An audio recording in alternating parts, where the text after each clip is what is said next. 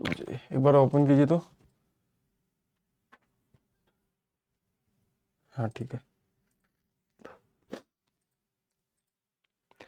Hello बच्चों, कैसे हो आप सब?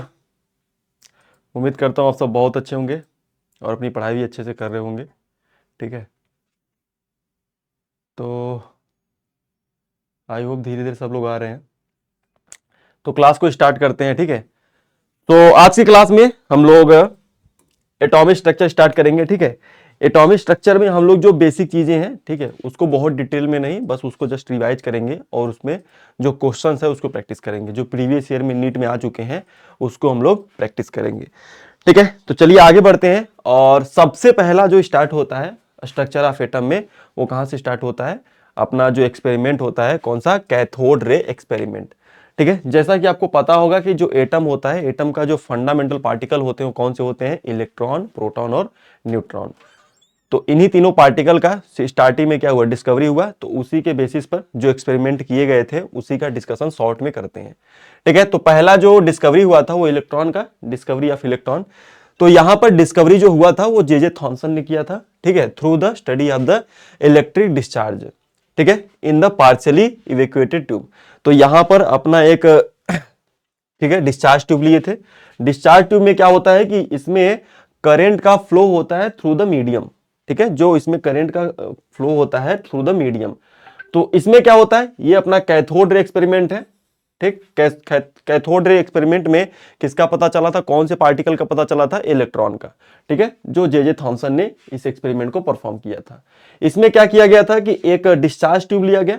ठीक है, और इसके अंदर जो एयर है उसको वेरी लो प्रेशर पे रखा गया, बहुत ही लो प्रेशर पे रखा गया। ठीक, और दोनों साइड क्या करते हैं? यहां पर हम लोग प्लेट लगाते हैं, एक कैथोड का और एक एनोड का प्लेट लगाते हैं। ठीक है, और यहां पर जो कैथोड होता है इसके ऊपर नेगेटिव चार्ज होता है और जो अपना एनोड होता है इसके ऊपर पॉजिटिव चार्ज होता है। ठीक, और यहां से हम लोग क्या करते हैं? एक बैटरी से दोनों टर्मिनल पे हाई वोल्टेज का करंट पास कराते हैं। ठीक है, इस डिस्चार्ज ट्यूब में इस बैटरी के थ्रू हाई वोल्टेज का हम लोग करंट पास कराते हैं। ठीक है, तो ये जो कैथोड होता है यहां से और ये जो एनोड होता है इनके बीच में क्या होता है? इलेक्ट्रिक फील्ड जनरेट होता है, जिसके वजह से इसके अंदर जो गैसेस होती हैं जो कि वेरी लो प्रेशर पे होती हैं, वो गैसेस क्या होती है? आयोनाइज होती हैं। जैसे कि हाइड्रोजन है, तो हाइड्रोजन आयोनाइज होगा किसमें? H+ में, और ये एक इलेक्ट्रॉन रिलीज कर देगा। ठीक है, ठीक, तो ये जो इलेक्ट्रॉन्स रिलीज होते हैं इसके अंदर जो गैसेस होती हैं वो धीरे धीरे क्या होती है? आयोनाइज होती हैं। और आयोनाइज होने की वजह से इसके इस ट्यूब के अंदर में इलेक्ट्रॉन्स का डेंसिटी बढ़ने लगता है, इलेक्ट्रॉन्स बढ़ने लगते हैं। ठीक है, तो जो इलेक्ट्रॉन्स है, एनोड के ऊपर कौन सा चार्ज है? पॉजिटिव चार्ज है, तो जो इलेक्ट्रॉन्स हैं वो एनोड की तरफ फ्लो करने लगते हैं। ठीक है, एनोड की तरफ स्ट्रेट लाइन में फ्लो करने लगते हैं, मूव करने लगते हैं एनोड की तरफ। और फिर हम लोग क्या करते हैं? एनोड के साइड ही यहां पर इसके पीछे एक जिंक सल्फाइड का कोटिंग कर देते हैं। तो जब ये जो पार्टिकल्स होती हैं जो कि इलेक्ट्रॉन्स होते हैं, जिसको हम लोग क्या बोलते हैं? Cathode ray. ये जो कैथोड रे होती हैं जब ये इस पे जो जिंक सल्फाइड का कोटिंग होता है इस पे जब ये टकराते हैं तो ग्लो करती हैं। ठीक है, यहां पर ग्रीन कलर का ग्लो देखने को मिलता है, जिससे कंफर्म होता है कि यहां पर कोई चार्ज पार्टिकल रिलीज हो रहा है। जस्ट ऐसा फील होता है कि यहां से कोई चार्ज पार्टिकल निकल रहा है और एनोड की तरफ जा रहा है। और एनोड जो चार्ज पार्टिकल्स हैं, जो रेज हैं, जो कैथोड रेज हैं, उसके ऊपर नेगेटिव चार्ज है, क्योंकि जो अपना एनोड है इसके ऊपर पॉजिटिव चार्ज है, तो इसकी तरफ कौन अट्रैक्ट होगा? नेगेटिव चार्ज वाले पार्टिकल अट्रैक्ट होंगे। और वो पार्टिकल कौन से होते हैं? इलेक्ट्रॉन। जो कहां से आते हैं? जो गैसियस आयंस होते हैं उनके आयोनाइजेशन से जो रिलीज होती है इलेक्ट्रॉन, वही फ्लो करते हैं किसके तरफ? कैथोड से एनोड की तरफ। ठीक है, और इसी को हम लोग कैथोड रे बोलते हैं। और ये अपना क्या होता है? इलेक्ट्रॉन्स का रे होता है, इलेक्ट्रॉन्स का रे होता है, जिसको हम लोग कैथोड रे बोलते हैं। ठीक है, तो ये हो गया कैथोड रे एक्सपेरिमेंट, जिसमें हम लोग को इलेक्ट्रॉन का डिस्कवरी हुआ था। ठीक, तो इसके पास बहुत सारी प्रॉपर्टीज होती हैं। और हाँ, इसका जो E/M रेशियो होता है इस एक्सपेरिमेंट में, अगर हम लोग ध्यान दें, E/M रेशियो जो होता है, ठीक है, वो गैस के नेचर पे डिपेंड नहीं करता। क्यों? क्योंकि यहां पर कोई भी गैस हो वो क्या करता है? इलेक्ट्रॉन रिलीज करता है। और हर एक केस में यहां पर इलेक्ट्रॉन जो होता है, इलेक्ट्रॉन का फ्लो होता है एनोड की तरफ। तो यहां पर जो E/M रेशियो होता है वो किसका होता है? इलेक्ट्रॉन का होता है। तो आप गैसेस को चेंज करोगे तो तो ई बाई एम रेशियो चेंज नहीं होगा। ठीक है, तो ये हो गया अपना डिस्कवरी ऑफ इलेक्ट्रॉन। उसी प्रकार से अगर हम लोग डिस्कवरी ऑफ प्रोटॉन की बात करें तो यहां पर प्रोटॉन का डिस्कवरी हुआ था। ठीक है, इसमें ये जो डिस्कवरी किया गया था किसके द्वारा, discovered by the E Goldstein on the basis of the cathode ray tube. तो कैथोड रे ट्यूब एक्सपेरिमेंट जो पीछे किया गया था उसी के बेसिस पर इसको भी परफॉर्म किया गया, एक्सपेरिमेंटली यूजिंग ए परफोरेटेड कैथोड। यहां पर परफोरेटेड कैथोड का मतलब छोटे छोटे यहां पर पोर्स होते हैं। जो अपना कैथोड का प्लेट होता है, इसके प्लेट में छोटे छोटे क्या होते हैं, पोर्स होते हैं। और इसके पीछे हम क्या करते हैं, इसके पीछे जिंक सल्फाइड का, जो जिंक सल्फाइड मटेरियल होता है उसका कोटिंग कर देते हैं। और उसी टाइप से यहां पर एक गैस ट्यूब लेते हैं, डिस्चार्ज गैस ट्यूब लेते हैं, और इसके अंदर वेरी लो प्रेशर पे एक गैस फिल करते हैं। ठीक है, एयर को फिल करते हैं। ठीक, और इधर एनोड लगाते हैं, इधर कैथोड लगाते हैं। कैथोड जो होता है वो परफोरेटेड होता है, परफोरेटेड कैथोड होता है, और हाई वोल्टेज का करंट हम लोग पास करते हैं। ठीक है, और ये वैक्यूम होता है सिस्टम अंदर के, जो अंदर जो गैसेज हैं उसको कंट्रोल करने के लिए, उसके प्रेशर को कंट्रोल करने के लिए। ठीक है, तो अब जब हम लोग हाई वोल्टेज का करंट पास करेंगे तो एनोड और कैथोड के बीच में क्या है, गैसेज है। और ये गैसेज क्या होती हैं, आयोनाइज होती हैं। जैसे कि जो हाइड्रोजन है, ये जब आयोनाइज होगा तो एक इलेक्ट्रॉन रिलीज करेगा और यहां से ये कन्वर्ट हो जाएगा H2+ में। ठीक है, और इसी टाइप से अगर अपना N2 गैस है, ये आयोनाइज होगा किसमें, N2+ में, और यहां से ये एक इलेक्ट्रॉन रिलीज करेगा। उसी प्रकार से एयर में अपना O2 गैस है, तो ये आयोनाइज होगा तो O2+ में, और यहां से एक इलेक्ट्रॉन रिलीज करेगा। तो यहां पे जो प्रोटॉन्स होते हैं, जो पॉजिटिव चार्ज होते हैं, जिसको हम लोग एनोड रे बोलते हैं, ये पॉजिटिव चार्ज गैसेस होती हैं। जो पॉजिटिव चार्ज गैसेस होती हैं इसी को हम लोग एनोड रे बोलते हैं। और यही पॉजिटिव चार्ज गैसेस इस चैम्बर में रहते हैं, और उसके बाद जब हम लोग करंट पास कराते हैं तो ये आयोनाइज होकर, ये जो आयोनाइज्ड गैसेस होती हैं वो किसकी तरफ फ्लो करेंगी, किसकी तरफ मूव करेंगी, कैथोड की तरफ। क्यों, क्योंकि कैथोड के ऊपर नेगेटिव चार्ज है, तो ऐसा फील होगा कि कोई रे है वो एनोड से कैथोड की ओर मूव कर रहा है। ठीक है, इन स्ट्रेट लाइन। तो इस तरीके से ये जो पॉजिटिव चार्ज गैसेस होती हैं, जब ये परफोरेटेड थ्रू से पास होकर ये जो अपना कोटिंग किया हुआ है जिंक सल्फाइड का कोटिंग, इससे जब टकराते हैं तो ये क्या करते हैं, रेड कलर से ग्लो करते हैं। ठीक है, और इस एक्सपेरिमेंट में इस तरीके से हमारा ये नहीं बोल सकते हैं, ये एग्जैक्ट हम लोग ये नहीं बोल सकते कि ये जो पॉजिटिव चार्ज गैसेज होती है वो हमारा प्रोटॉन होता है। प्रोटॉन नहीं होता, वो क्या होते हैं, अपनी गैसेज होती हैं, ये आयोनाइज्ड गैसेज होती हैं। ठीक है, और प्रोटॉन जनरली हम लोग किसको बोलते हैं, जो H+ होता है इसको हम लोग प्रोटॉन बोलते हैं। ठीक है, तो आप बोल सकते हो इस तरीके से हमको पता चला था पॉजिटिव चार्ज गैसेस के बारे में, जो कि एनोड से कैथोड की ओर मूव करती हैं, जो कि ये आयोनाइज्ड पॉजिटिव चार्ज गैसेस होती हैं। और इसमें जो अपना एनोड रे एक्सपेरिमेंट है, ठीक है, इसको हम लोग केनाल रे भी बोलते हैं। यहां पर देखिए लिखा हुआ है कि stream of particle moving from anode to cathode is known as anode rays और केनॉल रेज हम लोग बोलते हैं। तो ध्यान क्या रखना है कि इसका जो ई बाई एम रेशियो होता है वो गैस के नेचर पे डिपेंड करता है। अगर यहाँ पे अलग अलग गैस फिल करोगे तो उसके लिए ई बाई एम रेशियो क्या हो जाएगा, चेंज हो जाएगा। ठीक है, तो यहाँ पर ध्यान रखना है कि इसका जो वैल्यू होता है, ई बाई एम रेशियो का वैल्यू होता है इस एक्सपेरिमेंट में, वो डिफरेंट गैसेस के लिए डिफरेंट होता है। क्योंकि यहाँ पर ये जो पॉजिटिव चार्ज होते हैं ये गैसियस आयन होते हैं, वही कैथोड एक्सपेरिमेंट में इलेक्ट्रॉन्स होते हैं। ठीक है, तो ये हो गया अपना डिस्कवरी या प्रोटॉन। ठीक, नेक्स्ट बात करें डिस्कवरी या प्रोटॉन की जगह पे यहां पे क्या आ जाएगा, न्यूट्रॉन। नेक्स्ट अपना क्या आ जाएगा, न्यूट्रॉन आ जाएगा।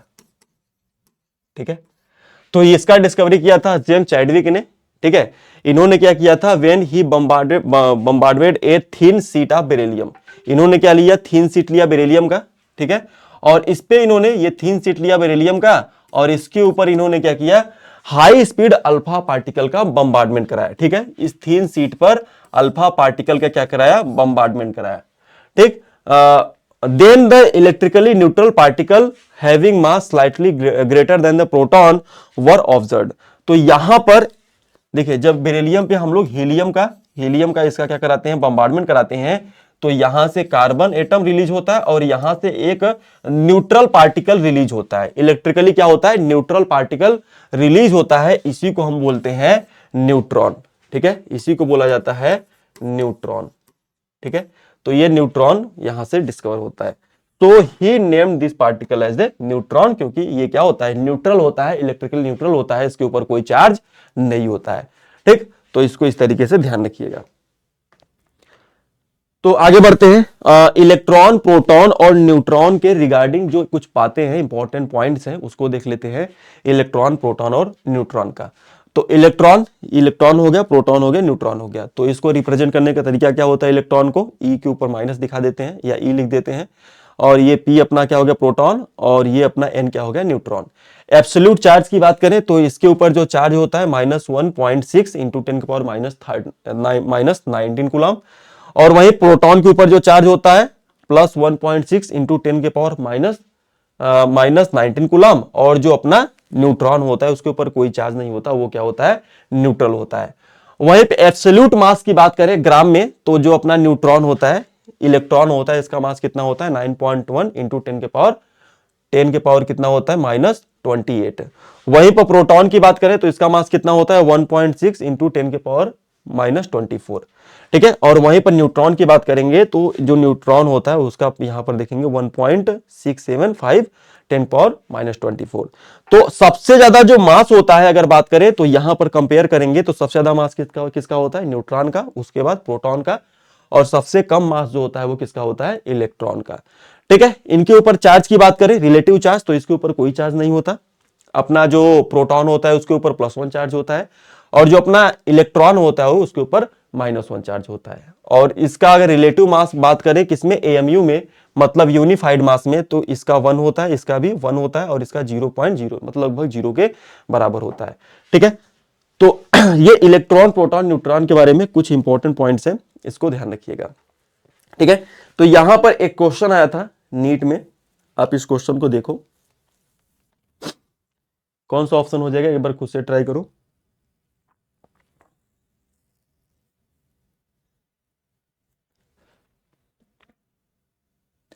देखिए यहां पर एक एक ऑप्शन पढ़िए, क्या बोल रहा है। पहला ऑप्शन बोल रहा है कि सिलेक्ट द करेक्ट स्टेटमेंट, इसमें हमको सिलेक्ट करना है कि करेक्ट स्टेटमेंट कौन सा है। ठीक है, तो ये आपका नीट 2030 में आया था। तो बोल रहा है कि atoms of all element are composed of 2 fundamental particle. बोल रहा है जो एटम्स होते हैं उसमें 2 फंडामेंटल पार्टिकल होते हैं। तो ये स्टेटमेंट क्या है, इनकरेक्ट है, क्योंकि एटम के अंदर 3 फंडामेंटल पार्टिकल होते हैं, इलेक्ट्रॉन, प्रोटॉन और न्यूट्रॉन। दूसरा बोल रहा है कि the mass of electron is कितना होता है, 9.1 इंटू में 10⁻31 kg, किलोग्राम में। ठीक है, तो ये स्टेटमेंट बिल्कुल सही है। यहां पर अगर आप चार्ट में देखो तो यहां पर इसका मास दिया हुआ है 9.1 इंटू 10⁻28, ये ग्राम में है, और किलोग्राम में करोगे तो इसमें क्या करोगे, -10⁻³ से मल्टीप्लाई करोगे तो 10⁻31 हो जाएगा kg में।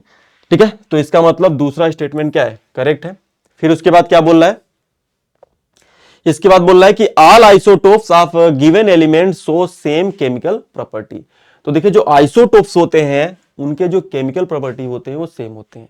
ठीक है, तो आइसोटोप किसको बोलते हैं, जिसमें नंबर ऑफ प्रोटॉन सेम होता है लेकिन मास नंबर क्या होता है, डिफरेंट होता है, उसको हम लोग क्या बोलते हैं, आइसोटोप्स बोलते हैं। तो जो आइसोटोप्स होते हैं उसमें नंबर ऑफ इलेक्ट्रॉन क्या है, सेम है, क्योंकि जो केमिकल प्रॉपर्टी होता है वो एटम में नंबर ऑफ प्रेजेंट इलेक्ट्रॉन पे डिपेंड करता है। तो आइसोटोप में नंबर ऑफ इलेक्ट्रॉन सब में सेम होता है, केवल डिफरेंट क्या होता है, नंबर ऑफ प्रोटॉन्स डिफरेंट होते हैं। तो इस वजह से केमिकल प्रॉपर्टी क्या होगा, सेम होगा सबका। ठीक है, तो ये जो स्टेटमेंट बोल रहा है ये भी क्या है, करेक्ट है। नेक्स्ट बोल रहा है कि proton and electrons are collectively known as nucleons. तो ये स्टेटमेंट क्या है, गलत है। प्रोटॉन एंड न्यूक्लियॉन्स नहीं, प्रोटॉन एंड न्यूट्रॉन्स को हम लोग क्या बोलते हैं, कलेक्टिवली न्यूक्लियॉन्स बोलते हैं। नेक्स्ट है कि Dalton's atomic theory regards the atom as the ultimate particle of matter. तो ये स्टेटमेंट भी क्या है, सही है। तो इस तरीके से जो अपना सी वाला ऑप्शन है ये क्या हो जाएगा, करेक्ट हो जाएगा।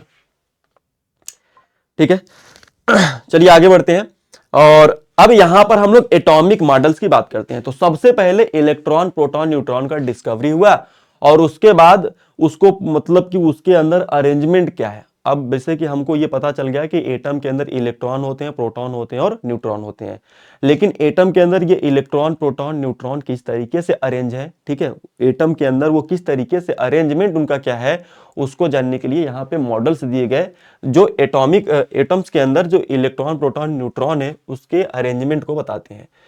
तो पहला जो मॉडल था वो थॉमसन मॉडल ऑफ एटम है, ठीक है, जो थॉमसन ने दिया था। दूसरा है रदरफोर्ड एटॉमिक मॉडल, रदरफोर्ड ने दिया था। और उसके बाद है बोहर्स एटॉमिक मॉडल। और लास्ट है जो सबसे मॉडर्न मॉडल है जिसका नाम है क्वांटम मैकेनिकल मॉडल, जो सबसे एग्जैक्ट सही डिफाइन करता है एटम को, ठीक है, एटम के अंदर जो प्रेजेंट इलेक्ट्रॉन, प्रोटॉन, न्यूट्रॉन होता है उनकी प्रॉपर्टी को सबसे एक्यूरेटली डिफाइन करता है, ठीक है। तो इस तरीके से ये चारों मॉडल हमको पढ़ने हैं, ठीक है, अपने इस चैप्टर में, ठीक। तो एक एक करके आज हम लोग 2 खत्म करेंगे, फिर एक एक करके धीरे धीरे सब खत्म करेंगे। तो सबसे पहला है एटॉमिक मॉडल में, पहला है अपना थॉमसन का एटॉमिक मॉडल, ठीक है। तो ये अपना पहला है थॉमसन का एटॉमिक मॉडल। तो इस मॉडल में क्या बोला गया था, थॉमसन ने बताया था कि Thomson was the first to propose the detail model of atom. तो थॉमसन पहले साइंटिस्ट थे जिन्होंने एटम के अंदर जो स्ट्रक्चर है उसको डिफाइन करने के लिए सबसे पहला डिटेल मॉडल दिया था।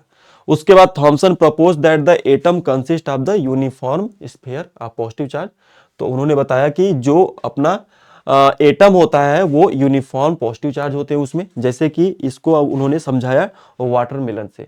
अगर आप वाटरमेलन में उन्होंने बोला कि जो ये आप रेड वाला पार्ट जो देख रहे हो ये पॉजिटिव चार्ज है, ये रेड वाला जो पार्ट है इसको उन्होंने क्या बोला, पॉजिटिव चार्ज है जो यूनिफॉर्मली पूरे एटम के अंदर डिस्ट्रीब्यूटेड रहता है, ठीक है। तो और उसके बाद which then electrons are distributed more or less uniformly. फिर उसके उन्होंने बोला कि फिर उसके अंदर जो इलेक्ट्रॉन्स होते हैं वो यूनिफॉर्मली डिस्ट्रीब्यूटेड होते हैं। और उसके बाद ये जो सीट्स होता है, ये जो सीट्स होते हैं इसको इन्होंने बोला कि ये इलेक्ट्रॉन्स होते हैं, ठीक है। तो जैसे आप देख सकते हो ये जो उन्होंने नेगेटिव पार्ट है जिसको सीट बोलोगे, ये उन्होंने बोला ये क्या है, न्यूट्रॉन है। और ये जो रेड वाला पार्ट है एटम का, ये रेड वाला जो पार्ट है इसको इन्होंने क्या बोला, ये पॉजिटिव चार्ज है, ठीक, इसको इन्होंने क्या बोला, ये पॉजिटिव चार्ज है। इसी के बेसिस पर उन्होंने अपने मॉडल को समझाया, ठीक है, sphere of the positive charge, ठीक। और क्या बोला, तो इसी मॉडल को this model of atom is also known as the plum pudding model, raisin pudding model, और इसी को हम लोग वाटरमेलन मॉडल भी बोलते हैं, ठीक है। तो ये है जेसन थॉमसन का एटॉमिक मॉडल, जो कि वाटरमेलन से आप देख सकते हैं। उन्होंने बोला कि जो रेड पार्ट है वो पॉजिटिव चार्ज होता है, यूनिफॉर्मली डिस्ट्रीब्यूट होता है, जो इलेक्ट्रॉन्स होते हैं एज ए सीट की तरह डिस्ट्रीब्यूटेड होते हैं इनसाइड द एटम, ठीक। तो अब हम लोग अगर बात करें ड्रॉबैक्स का कि इनके मॉडल में क्या क्या ड्रॉबैक्स निकला, तो एक तो इनका जो मॉडल है वो एटम की स्टेबिलिटी को डिफाइन नहीं करता, ठीक है, कि एटम किस तरीके से डिफाइन होता है उसको डिफाइन नहीं करता। और उसके साथ एटम का जो चार्ज है, जो मास है, उन्होंने बोला कि एटम का जो मास है यूनिफॉर्मली डिस्ट्रीब्यूटेड होता है। जैसा कि वो बता रहे हैं उस हिसाब से जो एटम के अंदर जो पूरा मास है वो यूनिफॉर्मली डिस्ट्रीब्यूटेड रहता है।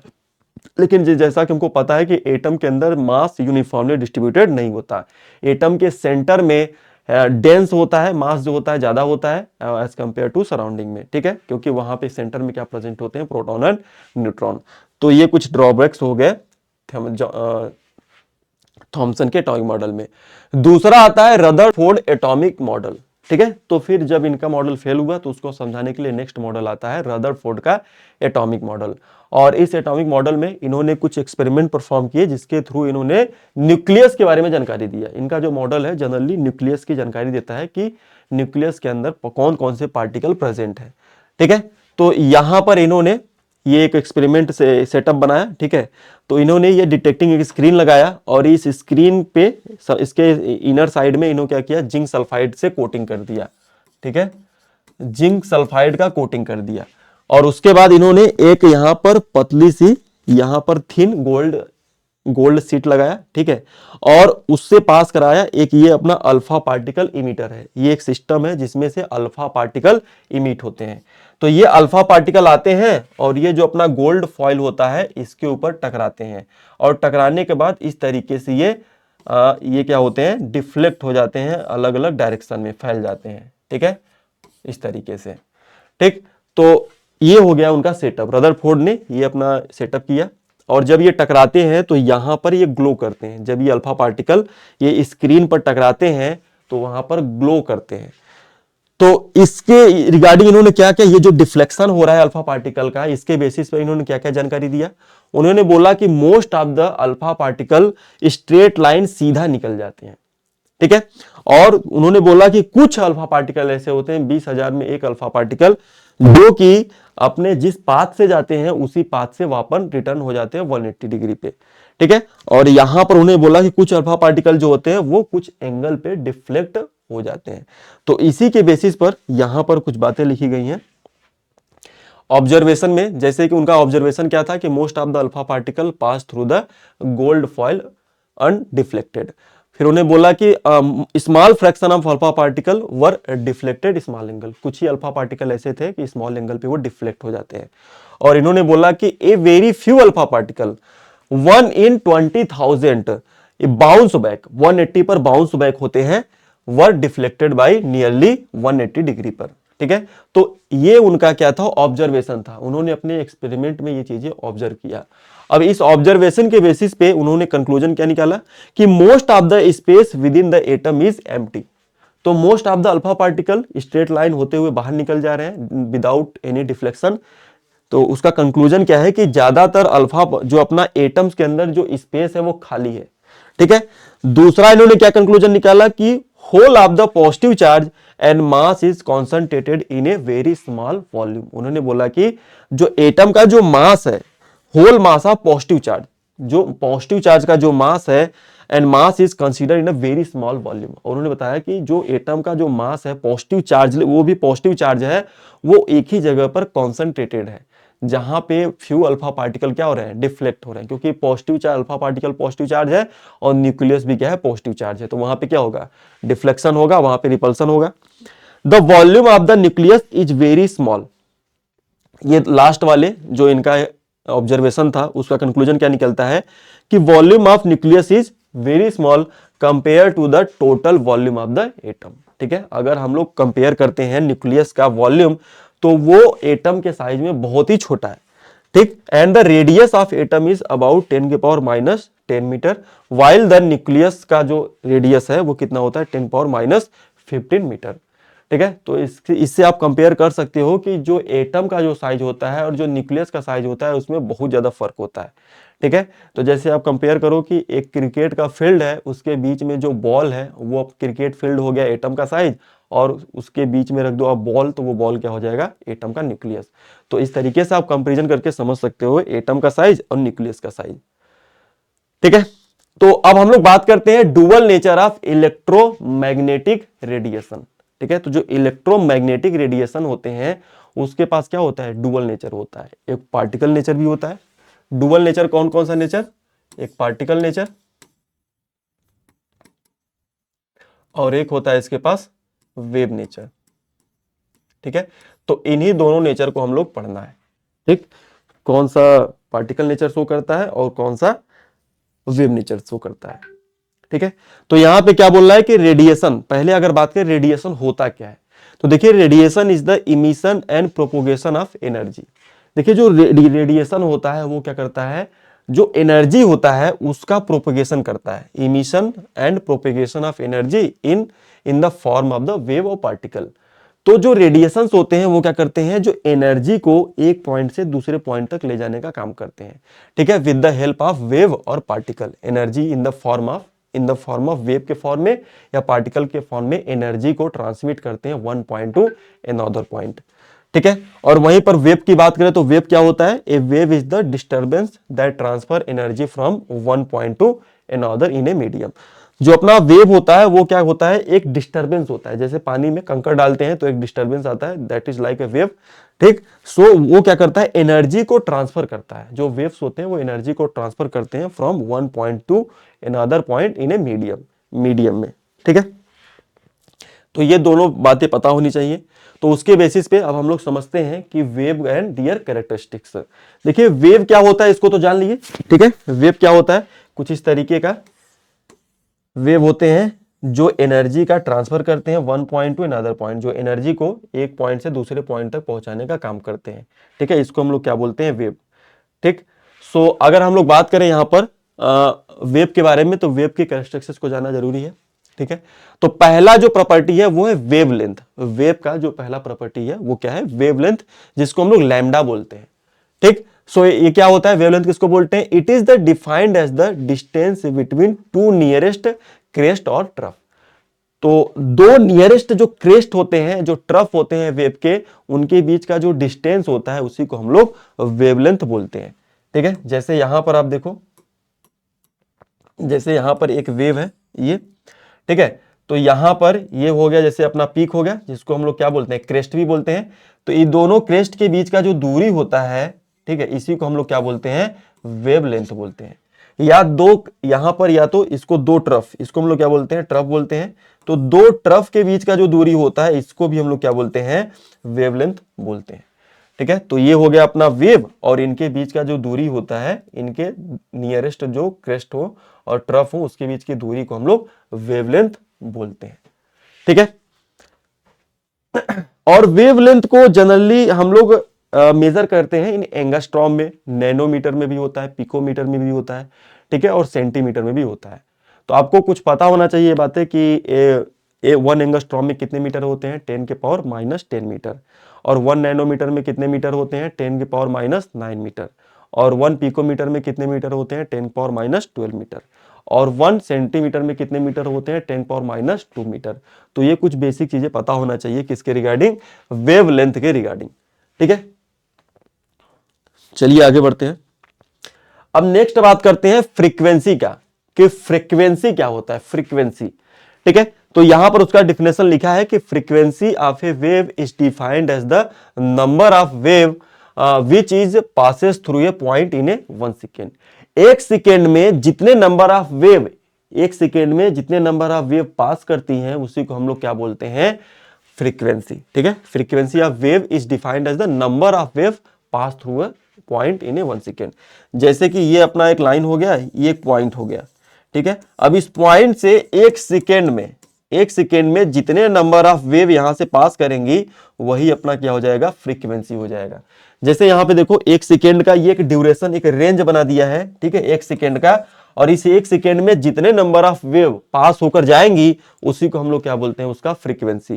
जैसे यहां पे देखो 3 वेव है, 1 2 3 वेव, तो इसका यूनिट क्या होता है, यूनिट का ध्यान रखना है कि फ्रीक्वेंसी का जो यूनिट होता है जनरली आपको हर्ट्ज देखने को मिलेगा। हर्ट्ज में हम लोग क्या करते हैं, फ्रीक्वेंसी को मेजर करते हैं। कहीं कहीं पे पर सेकेंड भी लिखा होगा और इसको साइकिल पर सेकेंड भी कहीं कहीं पे लिखा हो सकता है, जनरली हर्ट्ज देखने को मिलता है। तो यहां पर देखो एक सेकेंड में 3 वेव्स पास हुई, तो इसका जो फ्रीक्वेंसी होगा कितना होगा, 3 हर्ट्ज होगा। उसी टाइप से एक सेकेंड में 6 वेव, ये कितने वेव्स हैं, 1 2 3 4 5 6, 6 वेव्स हैं। तो एक सेकेंड में 6 वेव पास हो रही है, तो इसका फ्रीक्वेंसी कितना हो जाएगा, 6 हर्ट्ज हो जाएगा। उसी टाइप से यहां पर एक सेकेंड में कितने वेव्स पास हो रही हैं, 12 वेव्स। तो इस तरीके से यहां पर जो इसका फ्रीक्वेंसी हो जाएगा वो 12 हर्ट्ज हो जाएगा। ठीक है, तो इसको हम लोग बोलते हैं अपना फ्रीक्वेंसी। ओके, चलिए अब नेक्स्ट है वेव नंबर क्या होता है। वेव नंबर किसको बोलते हैं, तो अगर वेव नंबर की बात करें तो यहां पे लिखा हुआ है it is the reciprocal of the wave length. तो जो आपका वेव नंबर होता है ये आपको पता होना चाहिए कि ये रेसिप्रोकल होता है किसका, ये होता है अपना वेव नंबर म्यू बार, और इसको हम लोग लिखते हैं 1/λ। रेसिप्रोकल होता है किसका, रेसिप्रोकल होता है किसका, वेव लेंथ का। ठीक है, और यह भी ध्यान रखना है कि जो वेव नंबर होता है इसका यूनिट होता है पर सेंटीमीटर। इसका जनरली जो हम लोग यूनिट यूज करते हैं per centimetre. So it is defined as number of wave present in unit length, per unit length में। ठीक, जैसे कि ये अपना हो गया 1 सेंटीमीटर, ये हो गया अपना 1 सेंटीमीटर का रेंज। ठीक है, तो इस 1 सेंटीमीटर के रेंज में जितने नंबर ऑफ वेव्स होंगे, जैसे यहाँ पे 1 हो गया, 2 हो गया, 3 हो गया, 1 2 3, तो जितने नंबर ऑफ वेव्स होंगे उतने ही क्या हो जाएंगे अपने, उतने ही अपने क्या हो जाएंगे यहां पर देखिए 1 2 3, तो कितने नंबर ऑफ वेव्स हैं, 1 2 3। तो इसका वेव नंबर कितना हो जाएगा 3। ठीक है, तो यहां पर 1 सेंटीमीटर में 3 वेव्स है। कितने वेव्स हैं? 3 वेव्स। इसी को हम लोग बोलते हैं वेव नंबर, कि 1 सेंटीमीटर में कितने नंबर ऑफ वेव्स आ रही हैं। ठीक है, तो जितनी ज्यादा आएंगी वेव्स 1 सेंटीमीटर में, उतना ज्यादा उसका हो जाएगा वेव नंबर। ठीक, चलिए आगे बढ़ते हैं और नेक्स्ट बात करते हैं एम्पलीट्यूड क्या होता है। एम्पलीट्यूड, तो एम्पलीट्यूड क्या होता है? तो अपना जैसे ये वेव हो गया, ठीक, ये क्या हो गया? अपना वेव हो गया। तो ये जो अपना पीक पॉइंट से ये जो अपना रेस्टिंग पॉइंट है, यहां से इनके बीच का जो दूरी होता है, ठीक है, पीक पॉइंट से इसका जो रेस्टिंग पॉइंट है, इनके बीच का जो दूरी होता है उसी को हम लोग एम्पलीट्यूड बोलते हैं। ठीक, और उसी प्रकार से यहां पे इसके रेस्टिंग पॉइंट से ये जो इसके रेस्टिंग पॉइंट से ये जो अपना डिस्टेंस होता है, किस ट्रफ के बीच का जो डिस्टेंस होता है, इसको हम लोग क्या बोलते हैं? एम्पलीट्यूड। ये है अपना वेव का एम्पलीट्यूड। कितना ज्यादा एम्पलीट्यूड है, कितना कम एम्पलीट्यूड है। जिसका इसका एम्पलीट्यूड काफी ज्यादा है, और इसी प्रकार से अगर मैं ऐसे ड्रॉ करूं तो इसका एम्पलीट्यूड क्या होगा? काफी कम होगा। ठीक है, तो इस तरीके से एम्पलीट्यूड को समझ सकते हैं। The amplitude of a wave is defined as the height of crest और डेप्थ ऑफ ट्रफ। ठीक है, तो हाइट ऑफ क्रेस्ट जो अपना हाइट होता है वेव का, उसको बोलते हैं हम लोग वेवलेंथ, या आप बोलो डेप्थ ऑफ ट्रफ। ट्रफ का जो डेप्थ होता है, गहराई जो होता है, उसको हम लोग बोलते हैं एम्पलीट्यूड, जिसको हम लोग स्मॉल ए से रिप्रेजेंट करते हैं। ठीक है, सो नेक्स्ट टर्म आता है वेलोसिटी। वेलोसिटी क्या होता है? वेलोसिटी का डिफिनेशन यहां पे लिखा हुआ है, velocity of a wave is defined as distance covered by a wave in 1 second. 1 second में कोई वेव कितना डिस्टेंस कवर कर रहा है, उसी को हम लोग क्या बोलते हैं? उसी को हम लोग बोलते हैं वेलोसिटी। ठीक है, तो जैसे कि हम लोग ये वेव का वेलोसिटी है, ठीक है, ये वेव का वेलोसिटी है, इसको ध्यान रखिएगा। तो अगर मैं इसको डिफाइन करूं, इसका फॉर्मूला आपको ध्यान रखना है, म्यू इक्वल टू होता है फ्रीक्वेंसी, म्यू इक्वल टू होता है C by lambda. C by lambda, यहां पे जो म्यू होता है इसको हम लोग फ्रीक्वेंसी बोलते हैं। सी क्या है इसमें? स्पीड ऑफ लाइट,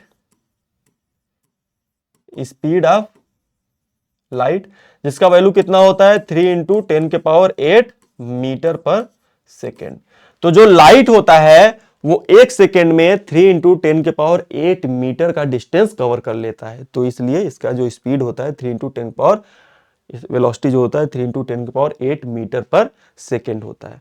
ठीक है, और यहां पर जो लैम्डा है ये क्या है? अपना वेव लेंथ। ठीक है, तो ये फार्मूला आपको ध्यान रखना है, ये फार्मूला इंपॉर्टेंट है, ये फार्मूला आपको ध्यान रखना है। चलिए फिर आगे बढ़ते हैं और ये क्वेश्चन ट्राई कीजिए, आपके एग्जाम में आया था 2021 में।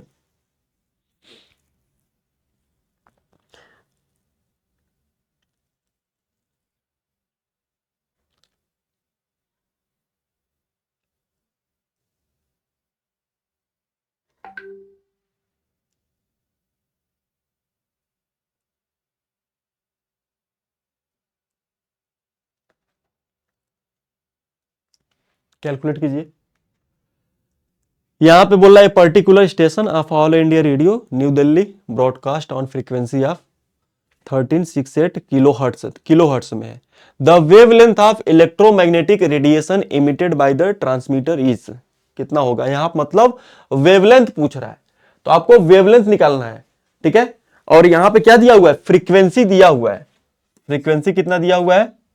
1368 किलो हर्ट्ज। तो सबसे पहले क्या करोगे? इसको कन्वर्ट कर लोगे हर्ट्ज में। किलो हर्ट्ज में है तो हर्ट्ज में कन्वर्ट करोगे तो 10⁻³ से मल्टीप्लाई कर दोगे और ये कन्वर्ट हो जाएगा हर्ट्ज में। अब हमको निकालना है वेवलेंथ।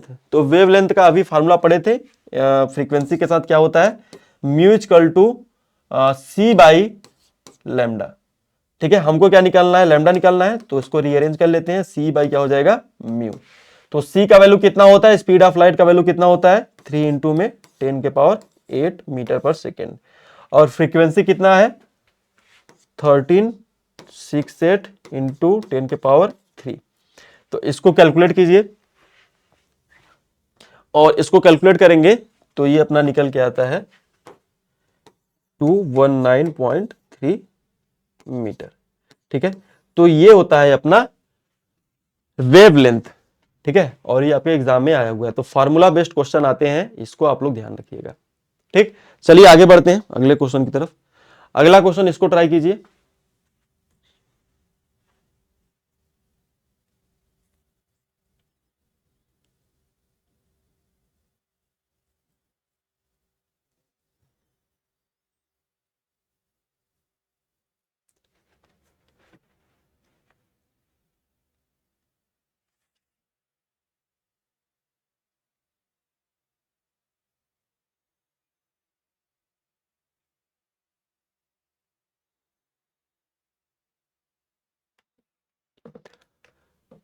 कैलकुलेट कीजिए।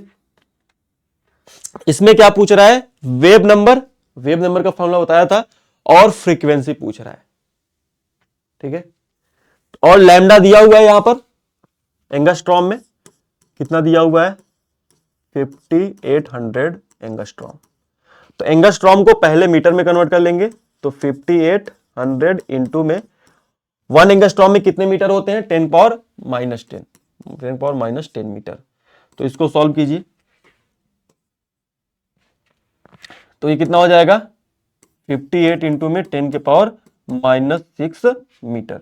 तो ये अपना निकल के आ गया लैम्डा इन मीटर।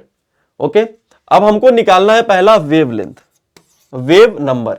तो वेव नंबर का फॉर्मूला क्या होता है, mu bar equal to 1 by lambda.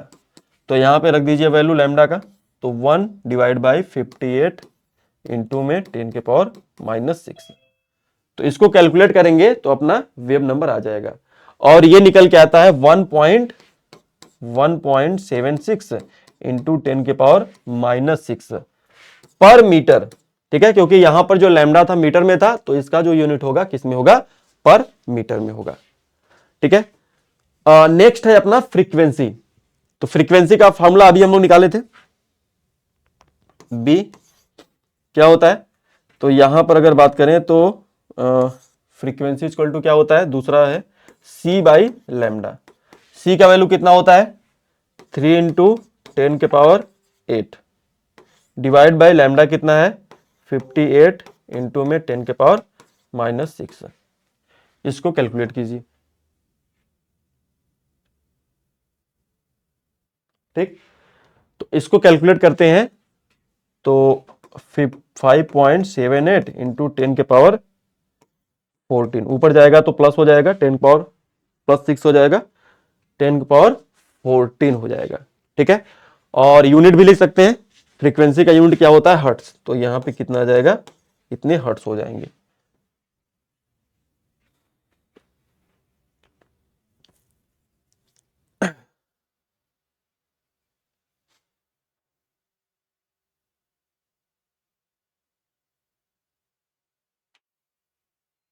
ठीक, चलिए आगे बढ़ते हैं। नेक्स्ट है इलेक्ट्रोमैग्नेटिक रेडिएशन। इलेक्ट्रोमैग्नेटिक रेडिएशन क्या होता है, यहां पर लिखा हुआ है it can be defined as a form of energy. तो जो इलेक्ट्रोमैग्नेटिक रेडिएशन होता है वो क्या होता है कि एनर्जी का फॉर्म होता है। ठीक है, that is produced by the movement of electrically charge particle.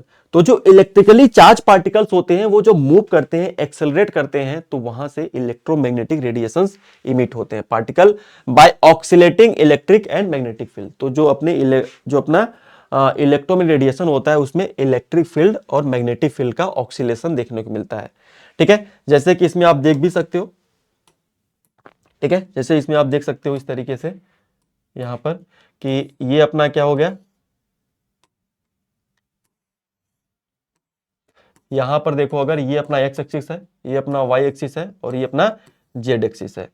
तो यहां पर अगर आप ध्यान से देखो तो वाई एक्सिस में जो अपना इलेक्ट्रिक फील्ड है उसका ऑक्सीलेशन देखने को मिल रहा है, किसका, इलेक्ट्रिक फील्ड का। वहीं पर अगर आप देखो जेड एक्सिस में किसका ऑक्सीलेशन हो रहा है, यहां पर मैग्नेटिक फील्ड का। ठीक है, ये क्या है अपना मैग्नेटिक फील्ड है, मैग्नेटिक फील्ड का डायरेक्शन किस में है, जेड में है, तो ये अपना हो गया मैग्नेटिक फील्ड का डायरेक्शन।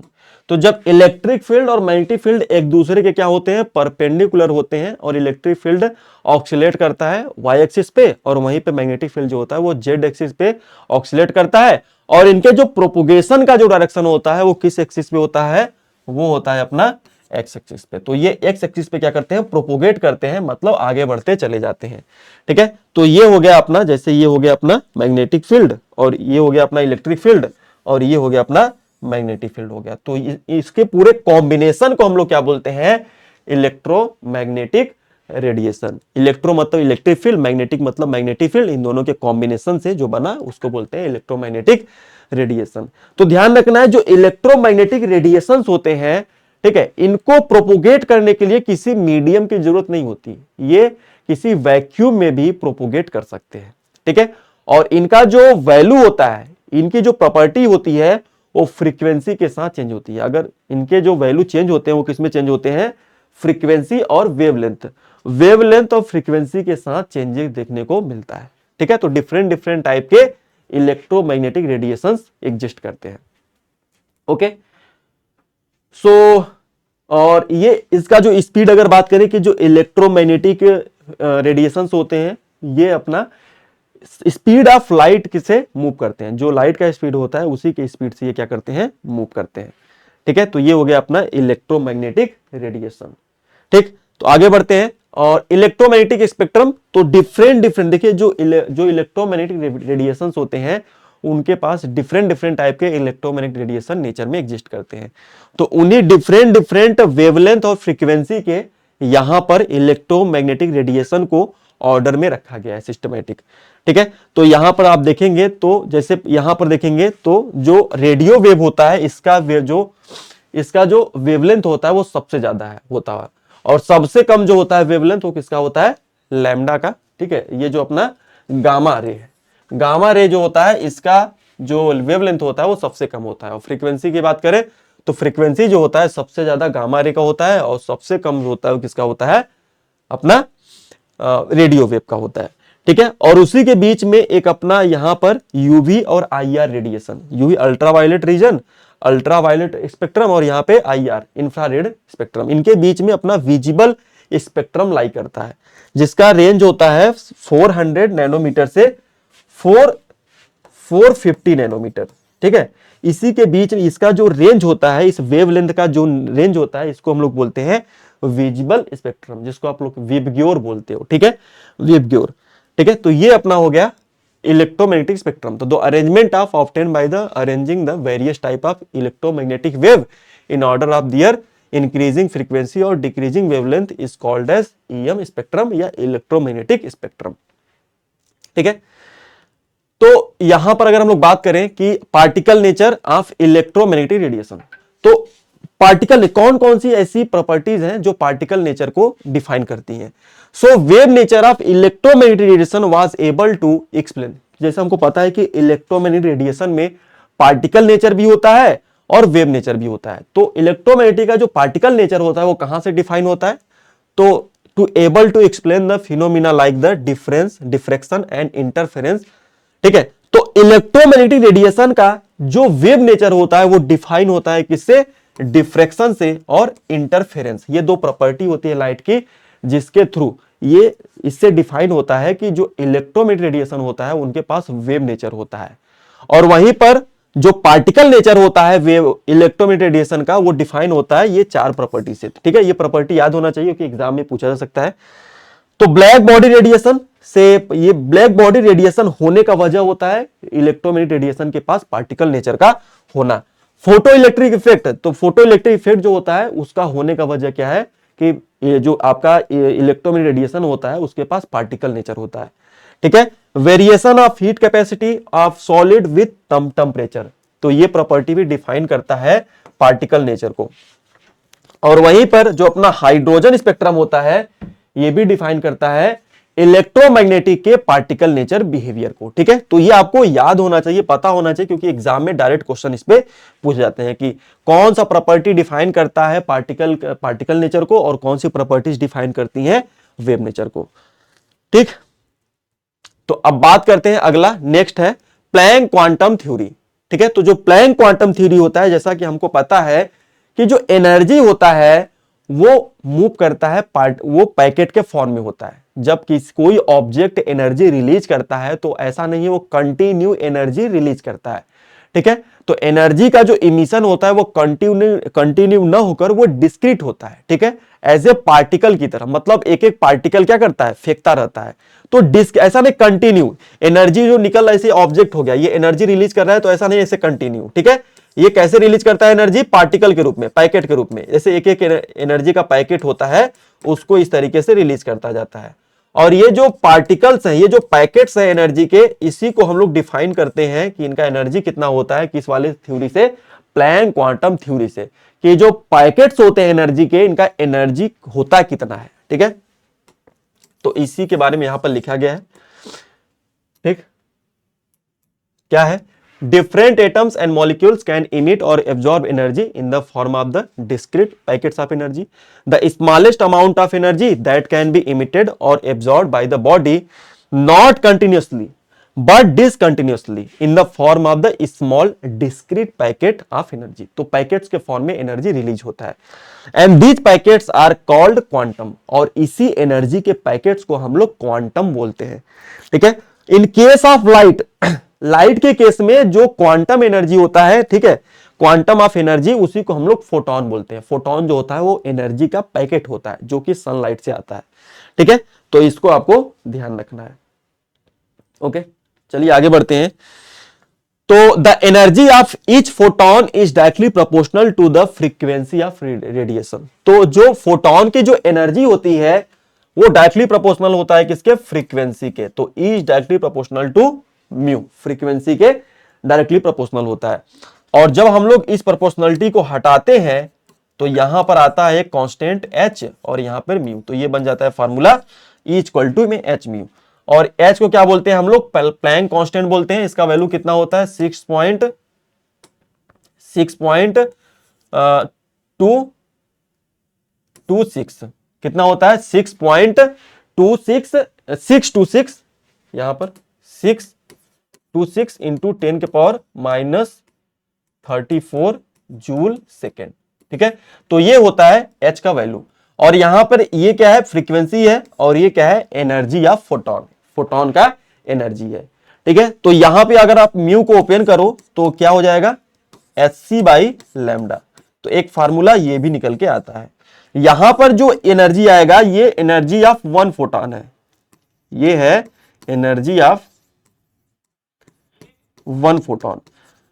अगर आपको निकालना हो एनर्जी किसका, energy of n number of photons, तो इसमें क्या करेंगे, E इक्वल टू में क्या हो जाएगा, NH mu.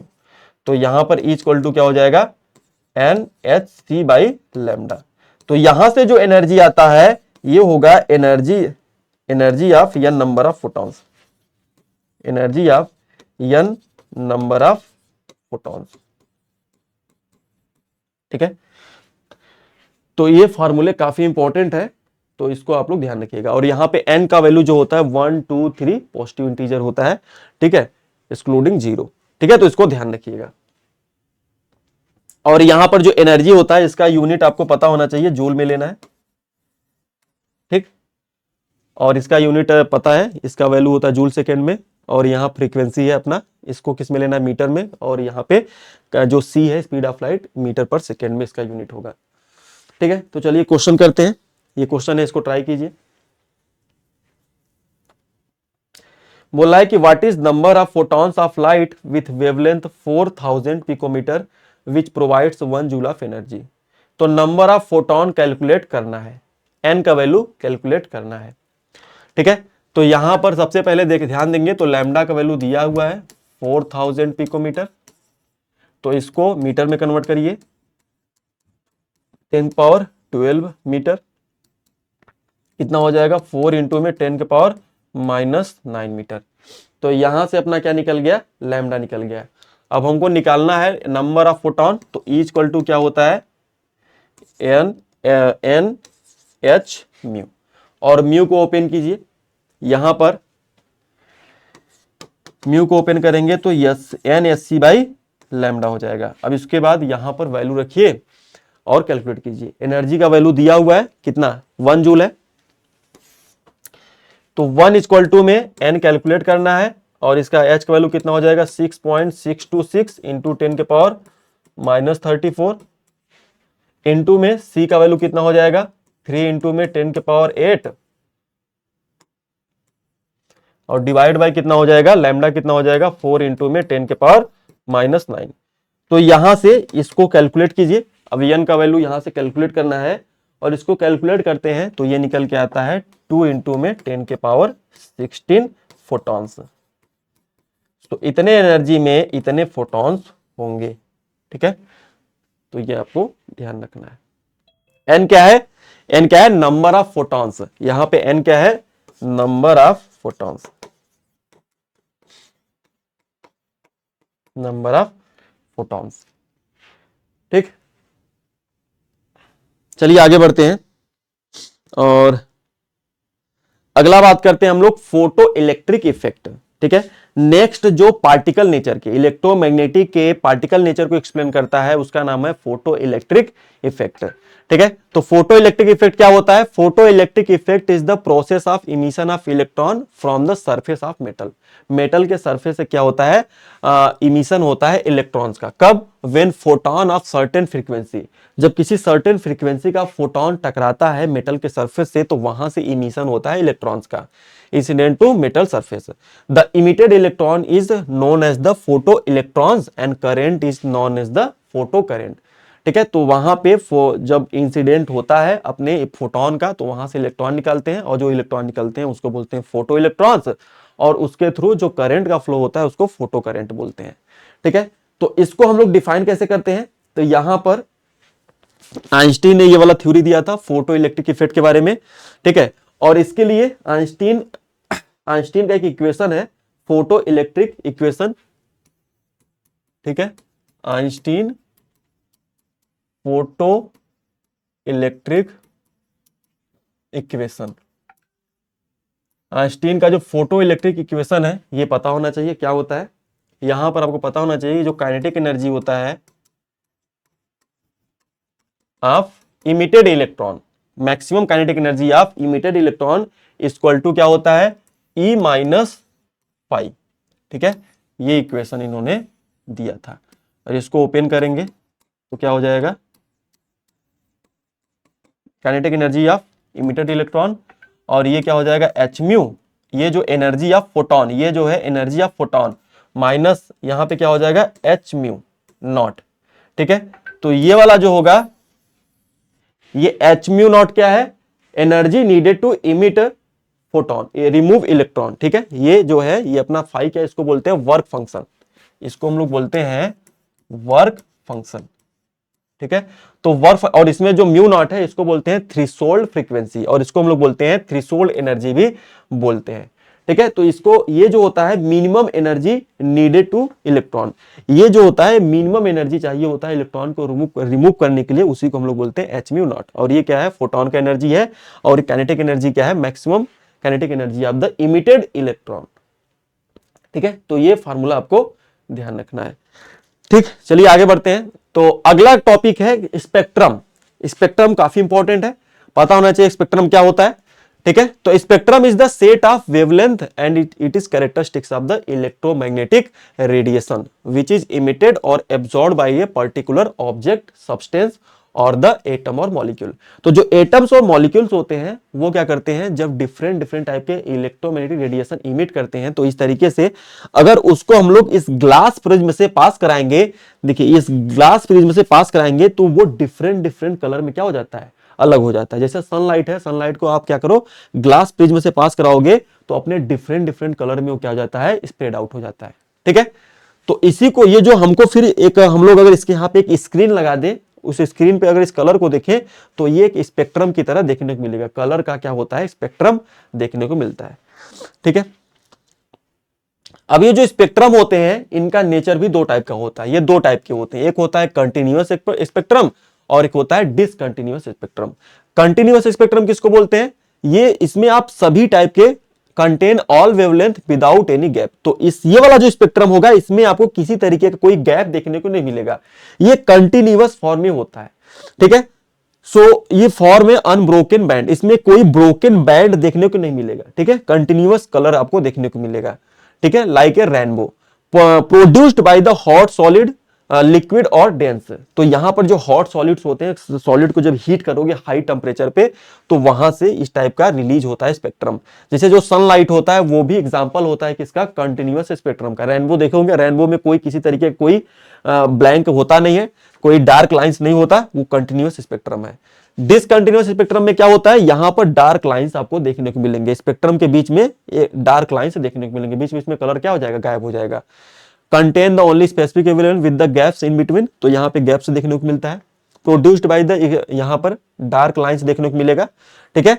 Produced by the excited electrons, excited atoms of gases, जो एटम के गैसियस एटम्स होते हैं, गैसेस के जो एटम्स होते हैं एक्साइटेड वाले, वहां से प्रोड्यूस होता है एट लो प्रेशर। जैसे हाइड्रोजन जो इमिशन स्पेक्ट्रम होता है उसका एग्जांपल है, जो कि एक डिसकंटिन्यूअस स्पेक्ट्रम होता है, ठीक है। और वहीं पे जो अपना स्पेक्ट्रम इमिशन लाइन स्पेक्ट्रम एक होता है और एक होता है absorption spectrum. Emission line spectrum क्या होता है, यहां पे form when a substance emit light of specific wavelength, ठीक है। So bright colour lines on the dark, ठीक है। तो यहां पर डार्क पे ब्राइट लाइंस आपको देखने को मिलेगा, ठीक है। सो ये कब होता है, occur when excited electron return to the lower energy state, जब इलेक्ट्रॉन हायर एनर्जी से लोअर एनर्जी स्टेट में आते हैं तो इस तरीके से कुछ एनर्जी वो रिलीज करते हैं, रेडिएशन इमिट करते हैं, वही हमको यहां पर कलर्ड लाइन देखने को मिलता है, ठीक है। और वहीं पे एब्जॉर्प्शन की बात करें तो यहां पर कलर्ड पे आपको डार्क लाइंस देखने को मिलेगा एब्जॉर्प्शन लाइन स्पेक्ट्रम में, found when a substance absorb light in a specific wavelength, ठीक है। Shows the dark line on the bright continuous background. तो यहां पर कलर पे आपको डार्क, जैसे ये कलर स्पेक्ट्रम है, कंटिन्यूअस स्पेक्ट्रम है, इसमें आपको डार्क लाइंस देखने को मिलेंगे। तो ये किसका एग्जांपल है, एब्जॉर्प्शन लाइन स्पेक्ट्रम का, ठीक है। So occur when the electrons absorb energy and move to higher energy, जब इलेक्ट्रॉन लोअर एनर्जी से हायर एनर्जी में जाता है तो वो क्या करता है, कुछ एनर्जी को एब्जॉर्ब कर लेता है, और जिस रेडिएशन के, जिस वेवलेंथ के एनर्जी को एब्जॉर्ब करेगा वो उसी का आपको यहां पर क्या देखने को मिलेगा, वही यहां पर डार्क लाइंस देखने को मिलेगा, ठीक है। और यहां पर जो एनर्जी, जब इलेक्ट्रॉन हायर एनर्जी से लोअर एनर्जी में आता है तो कुछ एनर्जी रिलीज करता है, तो वही रिलीज एनर्जी का स्पेक्ट्रम आपको वेवलेंथ का देखने को मिलता है, ठीक है। नेक्स्ट है अपना जिसका बात करेंगे, इसको बोलते हैं लाइन स्पेक्ट्रम ऑफ हाइड्रोजन, ठीक है। जिसमें क्या होता है, ये हमारा गैस डिस्चार्ज ट्यूब होता है, ठीक है, जिसको हम लोग क्या करते हैं, दोनों तरफ से हम लोग इलेक्ट्रिक करंट पास कराते हैं। तो इलेक्ट्रॉन क्या होता है, गैसियस एटम क्या होता है, हाइड्रोजन गैसियस एटम एक्साइट होते हैं, तो इलेक्ट्रॉन क्या होता है, लोअर एनर्जी से हायर एनर्जी में जाता है। फिर जब हायर से रिटर्न होकर लोअर में आएगा तो वहां से क्या करेगा, कुछ रेडिएशन इमिट करेगा, और उस रेडिएशन को अगर हम लोग एक स्लिट से पास कराएं और उसको क्या करें, मतलब उसको वन डायरेक्शन में कर दें, प्रोपोगेट कर दें, और उसके बाद उसको प्रिज्म से पास कराएंगे तो वो डिफरेंट कलर्स में क्या हो जाता है, स्प्रेड आउट हो जाता है। और इस तरीके से इस डार्क सीट पे, इस डार्क स्क्रीन पे आपको कलर्ड लाइन देखने को मिलेगा। कलर लाइन क्यों देखने को मिल रहा है, क्योंकि जब इलेक्ट्रॉन रिटर्न हुआ था हायर एनर्जी से लोअर एनर्जी में तो वहां पे उसने कुछ रेडिएशन इमिट किया था, और वो जिस वेवलेंथ का रेडिएशन था वही वेवलेंथ का रेडिएशन आपको कलर्ड फॉर्म में देखने को मिलेगा, ठीक है। तो ये होता है अपना हाइड्रोजन स्पेक्ट्रम। इस पे जो स्पेक्ट्रम बन के आता है, ये स्पेक्ट्रम जो है हाइड्रोजन से आया है, तो इसको हाइड्रोजन स्पेक्ट्रम बोलते हैं, ठीक है। तो देखिए, जब इलेक्ट्रॉन हायर एनर्जी से लोअर एनर्जी में आता है तो वहां पे भी कुछ कंडीशन है कि कहां से कहां पे आ रहा है, किस वाले ऑर्बिट से किस वाले ऑर्बिट में आ रहा है, किस सेल नंबर से किस सेल नंबर में आ रहा है। तो अगर इलेक्ट्रॉन इन्फिनिटी से फर्स्ट स्टेट में आए, या तो n=n से 8th ऑर्बिट से फर्स्ट सेल में आए, या 7th से फर्स्ट सेल में आए, या सेकेंड से फर्स्ट सेल में आए, तो यहां पर एक जो सीरीज मिलता है, इस सीरीज को हम लोग लाइमन सीरीज बोलते हैं, ठीक है, लाइमन सीरीज। और वहीं पर दूसरा, अगर इलेक्ट्रॉन इन्फिनिटी से सेकेंड सेल में आए, या 8th से 7th में आए, सेकेंड में आए, या तो 6 से या 5 से या थर्ड से अपना सेकेंड में आए, तो यहां से जो सीरीज मिलता है उसको बामर सीरीज बोलते हैं। और वहीं इन्फिनिटी से अगर थर्ड में आता है, ठीक है, और यहां पर अगर अपना यहां पे फोर्थ से किस में आता है, थर्ड में आता है, तो यहां पे जो सीरीज देखने को मिल रहा है इसको बोलते हैं पासन सीरीज। और वहीं पर इलेक्ट्रॉन अपना कहां से, इन्फिनिटी से अगर आता है किसमें, फोर्थ में, और या तो अपना 8th से 4th में आए, 7 से 4th में आए, और यहां से अपना 5 से 4th में आए, तो यहां पे जो सीरीज मिलेगा, देखो हर एक जब भी इलेक्ट्रॉन रिटर्न बैक होगा ना तो वहां से कुछ रेडिएशन इमिट होगा, और वो रेडिएशन जो होता है वो डिफरेंट टाइप के जो स्पेक्ट्रम हम लोग देखे थे उसमें लाई करेगा, कहीं कोई अल्ट्रावायलेट में लाई करेगा तो कोई यूवी में लाइट करेगा, ठीक है, कोई अपना आईआर में लाई करेगा, ठीक है। तो डिफरेंट डिफरेंट एनर्जी के रेंज में लाई करती हैं। उसी प्रकार से अगर इलेक्ट्रॉन रिटर्न हो रहा है इन्फिनिटिव से, किसमें, फिफ्थ वाले में, या तो 6 से फिफ्थ वाले में रिटर्न हो रहा है, तो ऐसे केस में क्या होता है, जो सीरीज मिलता है उसको बोलते हैं पी फंड सीरीज बोलते हैं, ठीक है।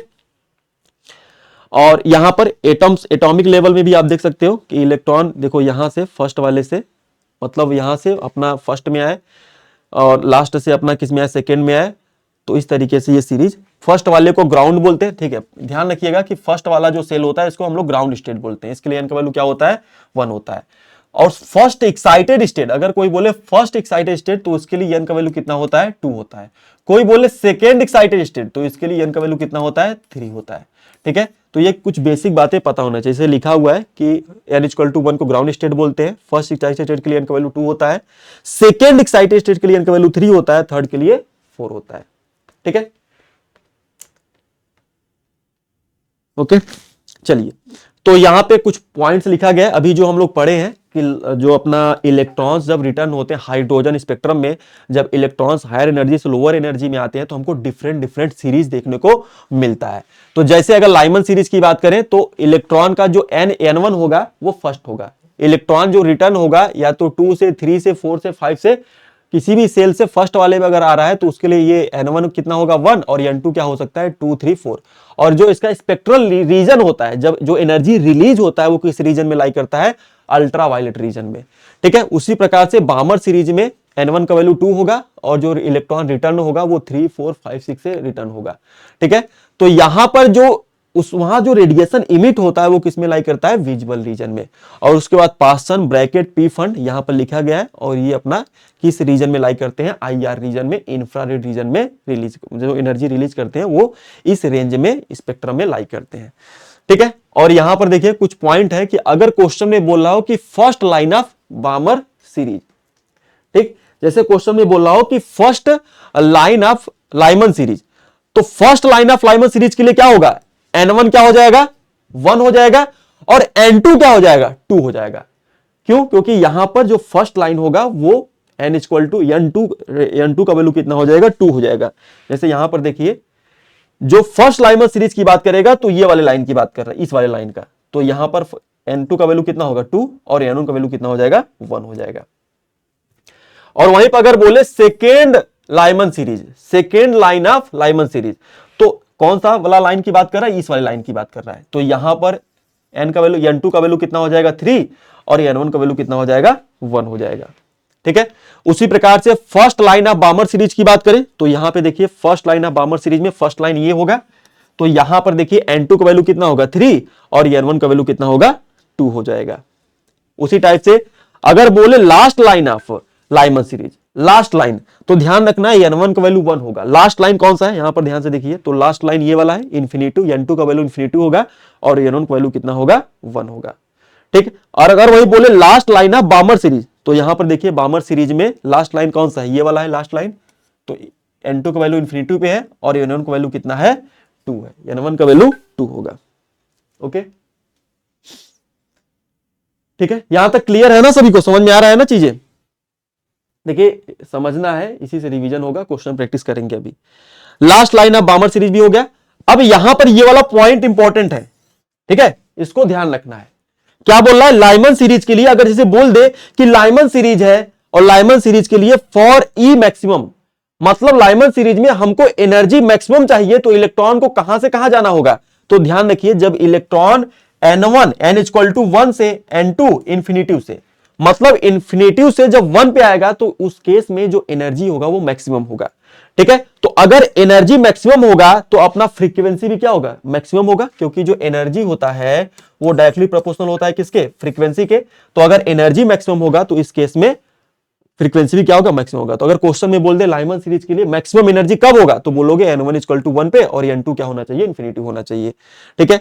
और उसी टाइप से तो और जो अपना अगर v मैक्सिमम है, म्यू मैक्सिमम है, इसका फ्रीक्वेंसी मैक्सिमम है, तो लैम्डा क्या होगा, मिनिमम होगा।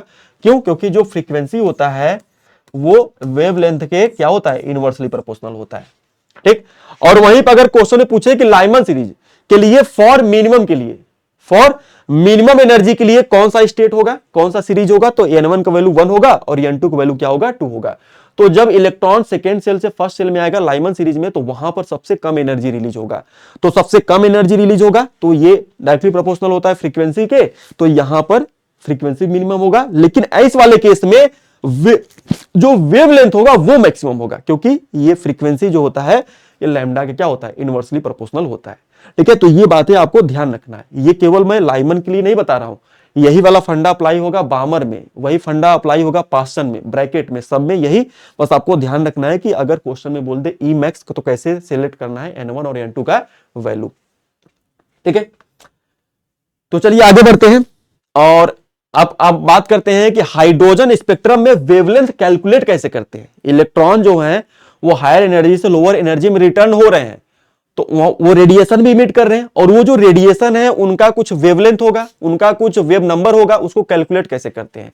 तो इसके लिए एक रीडबर्ग इक्वेशन है, इसको आपको ध्यान रखना है। तो रीडबर्ग इक्वेशन क्या होता है, म्यू बार इक्वल टू में 1/λ।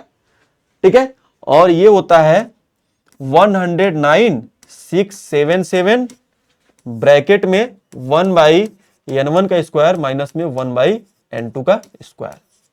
ठीक है, ये फार्मूला आपको ध्यान रखना है। और यूनिट की बात करें तो यहां पर क्या है, वेव नंबर है, तो इसका यूनिट क्या होगा, पर सेंटीमीटर में।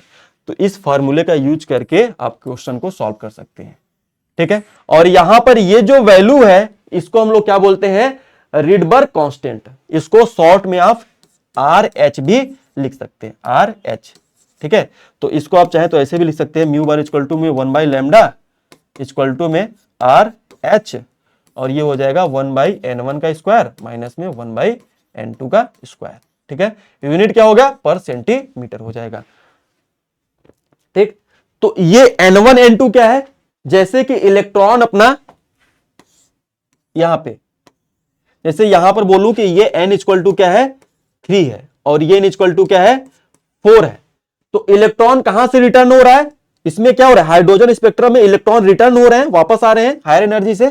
तो इलेक्ट्रॉन जैसे 4 में है, तो ये रिटर्न होकर किस में आएगा, फर्स्ट में आएगा। तो बताओ, तो यहां वाले में जो n1 हो जाएगा वो क्या हो जाएगा, 3, और n2 क्या हो जाएगा, 4। ठीक है, तो इस तरीके से निकलना है। तो हायर एनर्जी से रिटर्न होंगे उसको n2 बोल देंगे, और जिसमें रिटर्न हो रहे हैं उसको n1 बोल के कैलकुलेट कर लेंगे। तो ये वाला फार्मूला आप ध्यान रखेंगे। चलिए अब क्वेश्चन करते हैं इस पे। तो पहला क्वेश्चन ये रहा इस पे, हाइड्रोजन स्पेक्ट्रम पे, और ये वाला टॉपिक इंपॉर्टेंट है, ध्यान रखिएगा। जो आपका हाइड्रोजन स्पेक्ट्रम है इस पे एग्जाम में काफी सारे क्वेश्चन आते हैं, तो ये वाला क्वेश्चन आप लोग ट्राई कीजिए।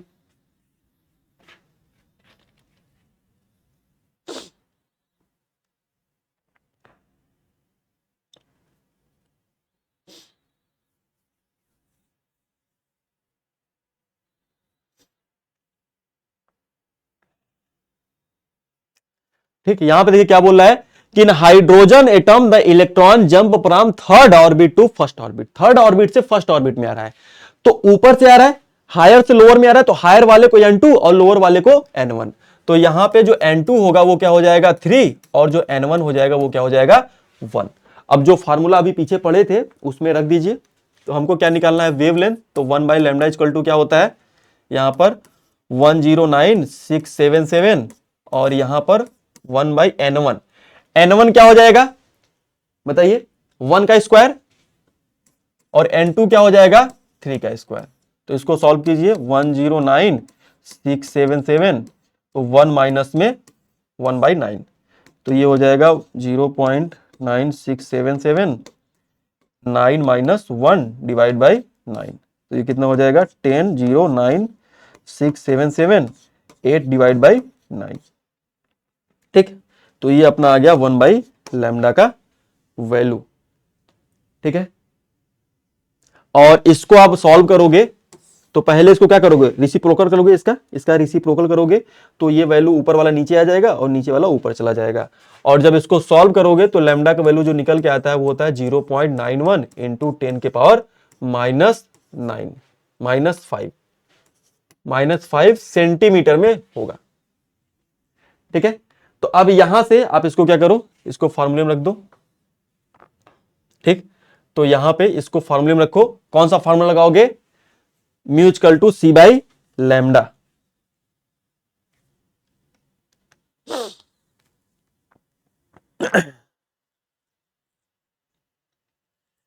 ठीक है, इसके बाद आप क्या करोगे, इसको फॉर्मूला लगाओगे, अपना फ्रीक्वेंसी निकालना है। तो फ्रीक्वेंसी फार्मूला क्या होता है, सी बाई लैम्डा। तो यहां पे रख दो, सी का वैल्यू क्या होता है 3 इंटू में 10 के पावर 8, लैम्डा का वैल्यू 0.91 इंटू 10 के पावर -5। इसको सॉल्व करो तो फ्रीक्वेंसी निकल जाएगा, और इसको सॉल्व करते हैं तो 3.2 इंटू 10 के पावर, ये ऊपर जाएगा तो कितना हो जाएगा 855। तो ये ऊपर जाएगा तो क्या हो जाएगा, अच्छा यहां पर ध्यान रखिएगा, यहां पे ये वैल्यू देखिए ये सेंटीमीटर में है, लेकिन हमको मीटर में रखना है ना, तो यहां पे 10 पावर -7 करना होगा। ठीक है, क्योंकि ये सेंटीमीटर में, और ये वाला जो यूनिट कैलकुलेशन है इसमें सब एसआई यूनिट में हो रहा है, मीटर में हो रहा है। तो यहां पे 10 पावर -7 हो जाएगा, और ये 3.2 इंटू 10 पावर कितना आ जाएगा अपना, इसको ऊपर ले जाएंगे तो ये 5 आ जाएगा, 8 सॉरी 8 हो जाएगा। इसको आप ट्राई कीजिएगा कैलकुलेशन को, ठीक है। तो इस तरीके से करना है, आपको ध्यान रखना है क्वेश्चन कैसे करना है, तो इस तरीके से क्वेश्चन को सॉल्व करना है, क्वेश्चन करने का तरीका ध्यान रखिए। चलिए अगले क्वेश्चन पे चलते हैं, ये वाला क्वेश्चन ट्राई कीजिए। Calculate the wave number of the longest wavelength transition in the बामर series. तो बामर सीरीज के लिए लॉन्गेस्ट वेवलेंथ बोल रहा है। अगर वेवलेंथ जो होता है, आपको पता होगा, जो वेवलेंथ होता है वो एनर्जी के क्या होता है, इनवर्सली प्रोपोर्शनल होता है। तो अगर इसको मैक्सिमम चाहिए, ये अगर मैक्सिमम चाहिए तो एनर्जी क्या होगा, मिनिमम होगा। और एनर्जी मिनिमम कब होगा, बामर सीरीज में एनर्जी मिनिमम कब होगा, जब इलेक्ट्रॉन थर्ड सेल से सेकेंड सेल में आए, इलेक्ट्रॉन थर्ड सेल से सेकेंड सेल में आए। तो ऐसे केस में जो बामर सीरीज में N2 का वैल्यू कितना हो जाएगा 3, और N1 का वैल्यू कितना हो जाएगा 2 हो जाएगा। तो फार्मूले में रखिए और वेव नंबर कैलकुलेट कीजिए। तो फार्मूला क्या होता है, 1 बाई लैम्डा इक्वल टू में 109,677 1 बाई N1 का स्क्वायर माइनस में 1 बाई N2 का स्क्वायर पर सेंटीमीटर। अब इसमें रख दीजिए वैल्यू को, तो 109,677 1 बाई N1 कितना हो जाएगा 4, और ये कितना हो जाएगा 9 हो जाएगा। ठीक है, तो ये हो जाएगा 0.96, यहां पर ये म्यू बार निकाल रहे हैं ना, फ्रीक्वेंसी म्यू नंबर। ठीक है, तो ये अपना हो जाएगा 77, और ये हो जाएगा 9 माइनस 4 डिवाइड बाई 36। इसको सॉल्व करेंगे तो हो जाएगा 10 096,677 इंटू में 5 डिवाइड बाई 36। ठीक, तो इसको सॉल्व करेंगे तो ये आता है 15,232, और म्यू बार है अपना, मतलब वेव नंबर है तो पर सेंटीमीटर। ठीक है, तो इस तरीके से क्वेश्चन करना है, ये वाला रिलेशन आपको ध्यान रखना है। ठीक है, कि मिनिमम पूछ रहा है कि मैक्सिमम पूछ रहा है, उसके हिसाब से आपको वो सारा चीज ध्यान रखना है। बामर लाइमन सीरीज के लिए, पासन के लिए, ब्रैकेट के लिए, फीफंड के लिए, हम्फरी के लिए, सब ध्यान रखेंगे, और इस पे क्वेश्चन बहुत ज्यादा आते हैं। चलिए एक क्वेश्चन इसको ट्राई कीजिए, और ये क्वेश्चन आपका एग्जाम में आया है, नीट में 2025 में ही आया था।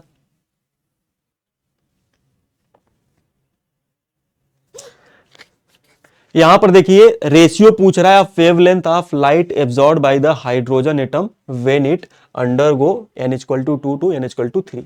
तो सबसे पहले n=2 से n=3 के लिए निकालिए, और उसके बाद इधर n=4 से n=6 के लिए निकालिए।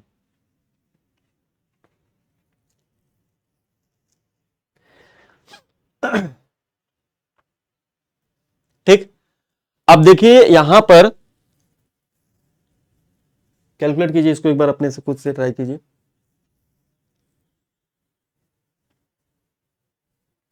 यहां पर ये n1 हो जाएगा और ये n2 हो जाएगा, हायर से लोअर। यहां पे n1 हो जाएगा, यहां पे n2 हो जाएगा। अब इसको यहां पे ट्राई कीजिए, इसको फॉर्मूला लगाइए अपना, क्या निकालना है, वेवलेंथ। तो 1 बाई लैम्डा इक्वल टू क्या हो जाएगा, अब यहां पर लिखिए रिगबर्ट कांस्टेंट RH, ठीक, 1 बाई N1 क्या हो जाएगा 4 माइनस में N2 कितना हो जाएगा 9। ओके, तो इसको सॉल्व करेंगे तो ये कितना हो जाएगा RH 5 divide by 36 1 by lambda. तो लैम्डा इक्वल टू कितना आ जाएगा, इसको लैम्डा 1 बोल दीजिए, ठीक है, इस वाले को लैम्डा 1 बोल दीजिए। तो ये हो जाएगा RH और ये 36 डिवाइड बाई 5, ठीक, ये लैम्डा 1 आ गया। दूसरा वाला निकालिए, इसको कैलकुलेट कीजिए 1 बाई लैम्डा 2, इसको लैम्डा 2 बोल देते हैं। तो ये हो जाएगा RH 1 बाई N1, N1 मतलब ये 16 हो जाएगा और ये कितना हो जाएगा अपना 36 हो जाएगा, ठीक। सो इसको कैलकुलेट कीजिए तो ये हो जाएगा RH रिगबर्ट कांस्टेंट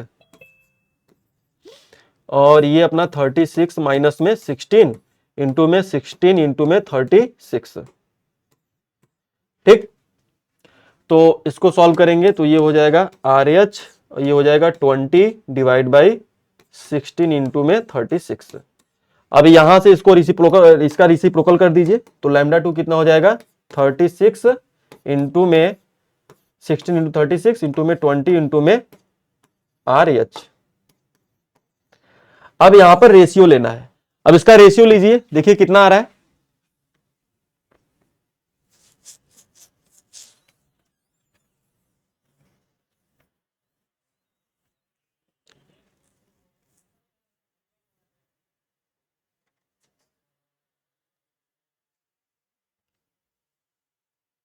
ठीक है। तो इसका आप रेशियो लेंगे, ठीक है, सबसे पहले ये निकाल लिए तो ये कितना आया अपना, इतना आ गया। अब इसका रेशियो लेना है लैम्डा 1, इसको सॉल्व कीजिएगा लैम्डा 1 डिवाइड बाई लैम्डा 2।